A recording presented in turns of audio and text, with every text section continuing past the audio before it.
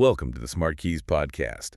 We are diving deep today into, well, one of the most powerful mental models out there for productivity and business strategy, the 80-20 rule. Also known as the Pareto Principle. Exactly. And our mission for this deep dive is pretty simple.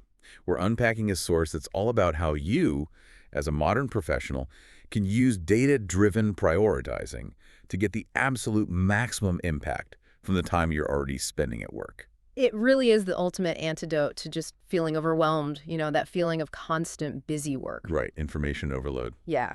And when your schedule is packed, the whole point of the 80-20 rule is to spot that small set of actions, the vital few, that give you those huge outsized results. No. Our goal here is to give you the strategic insights and not just find them, but to actually protect them. So you can move the needle faster than you thought you could. Precisely. I appreciate that we're jumping right into the actionable stuff, but the origins are, they're surprisingly quaint.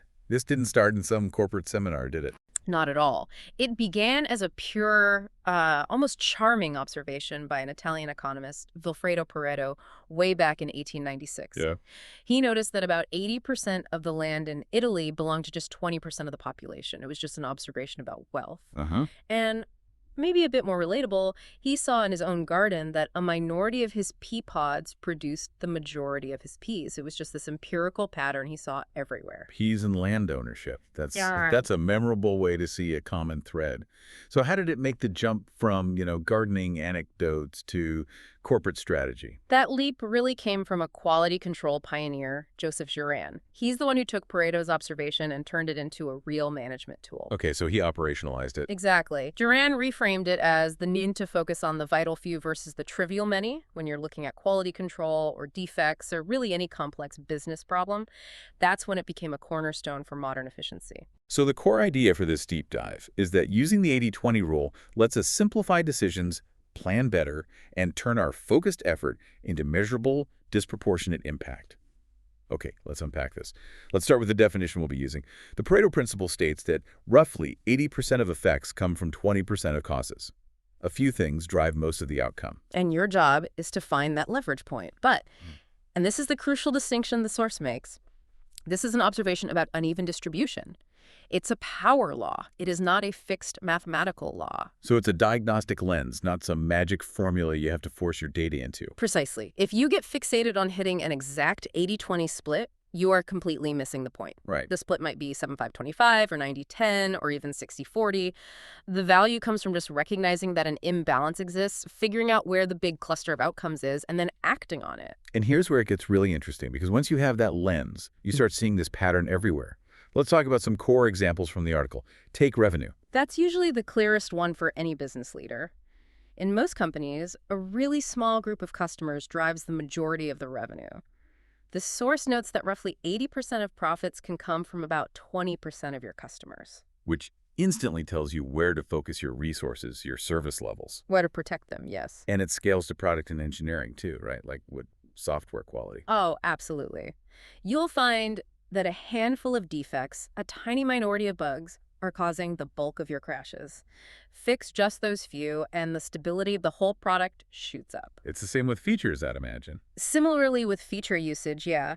Most product teams can track what people actually use, and they always find that a small set of core features gets, 80% or more of the user engagement. That insight is gold. It helps you avoid just building stuff nobody uses. Exactly. It prevents that costly feature creep. The application is clear.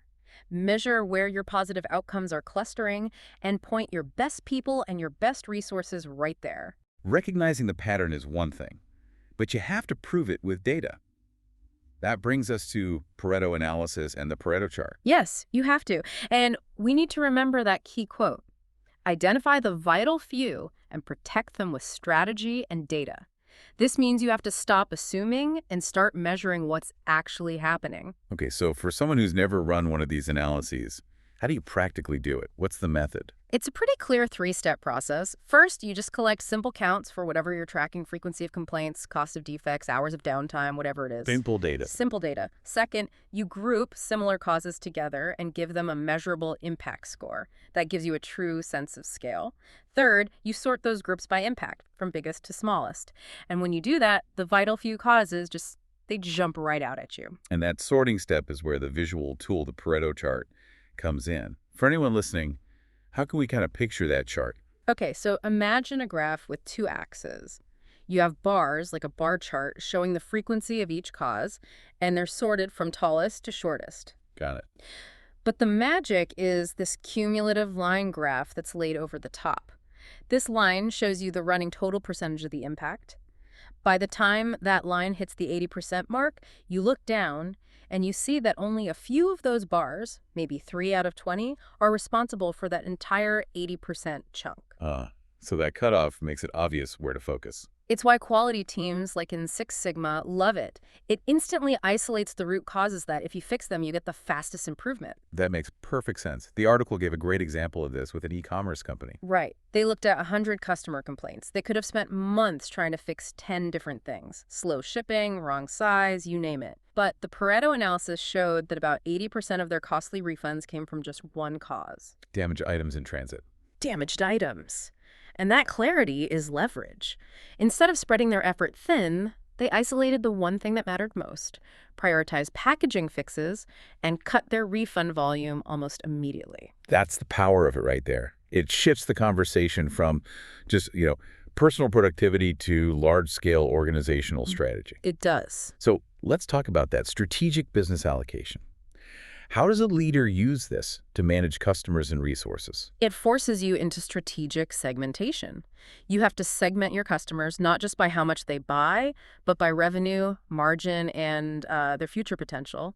Then you protect the service levels for those core high-value customers. You set up guardrails for their SLAs, their service level agreement. Exactly. You make sure that core business is never, ever lost because of some distraction. But isn't there a danger there? If you put 80% of your resources on 20% of your customers, you risk neglecting the future pipeline.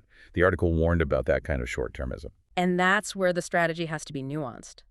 It doesn't mean you ignore the other 80% of your customers or your new ideas. It means you dedicate a small, highly focused, and protected team and budget specifically to pipeline development and R&D. Okay, so it's a balanced portfolio approach. It is. The bulk of your talent and budget is aligned with what's already proven to give high returns, but you deliberately invest in that future 20% of effort as well. And because these things change, you need to check in regularly. Crucially, you need a formal review cadence, at least quarterly, to look at the data and adjust your allocations. Customer behavior shifts, markets change, and your vital few can become the trivial many if you're not paying attention. Now let's turn this inward. Let's apply this to individual time management. This is probably the most relevant part for anyone listening. How do I find my own 20% of tasks that matter most? You start by accepting that your idea of how you spend your time is probably wrong. Okay, fair enough. You use simple time tracking for a few days. Just log what you're doing. It will reveal all the hidden drains eating your hours. And when you review that log, don't look for what kept you busy. Look for the tasks that unblocked teammates or created predictable revenue. Can you give us some concrete examples? What does unblocking a teammate actually look like in a normal day? It could be reviewing a critical document that's holding up the sales cycle for 3 other people. Or it could be giving a timely sign-off on a budget request that's stopping a project from moving forward. So it's about catalytic actions. Yes. Or if you're a manager, it's spending 30 focus minutes coaching your highest potential team member. That single action compounds their output for the whole quarter. Those are your 20% tasks. That makes perfect sense. It's about multiplication, not just addition. But realistically, how do you protect that time when your calendar is full of meetings you didn't schedule and your inbox is constantly pinging? Well, that's where execution tactics come in. Once you know your 20%, you have to protect the time to do them.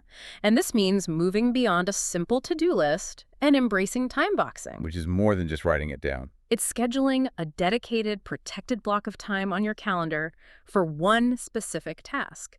And you treat that block like it's an immovable meeting with your most important client.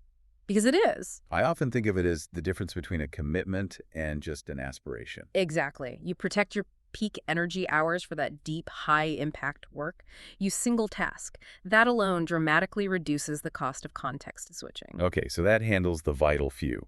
But what are the other stuff? The trivial many. You can't just ignore the 80% of admin work and emails. That is a crucial question. The answer is strategic management of the necessary noise. You don't ignore them, you just minimize the brain power it takes to handle them. You batch your administrative tasks. Only check email at specific times, maybe twice a day. You aggressively delegate anything that doesn't need your unique skill set. Or you just set a hard time limit.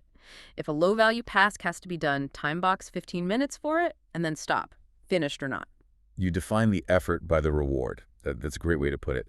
So what's the ultimate payoff for an organization or an individual who gets this right?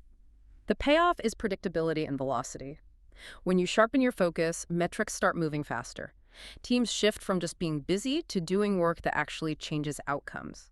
Progress becomes visible, and that's incredibly motivating.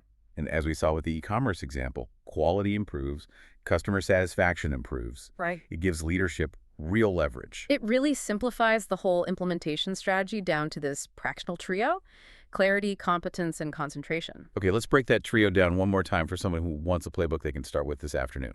Clarity is just defining one or two major high-impact goals for the week. Competence is ruthlessly honing the few skills that move those specific goals forward. And concentration is applying that time-boxing discipline, single tasking, until a priority is done. Those are the guardrails. They're the guardrails that make sure your best work happens on purpose. That feels very achievable. But let's just quickly revisit the big misconceptions to avoid. We mentioned short-termism. Yes. The danger is focusing so much on today's winners that you starve tomorrow's growth.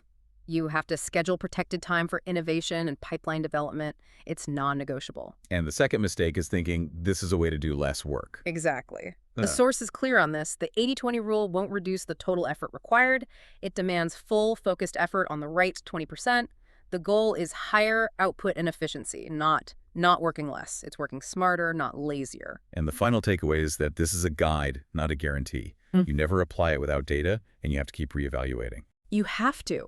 Markets shift, customers change. You have to revisit your analysis regularly, maybe quarterly, to make sure your focus is still pointed at the place of maximum impact. You have to keep checking the data. That is a fantastic point to end on. Small, smart choices really do compound into bigger results. So for your next sprint, I'd challenge you.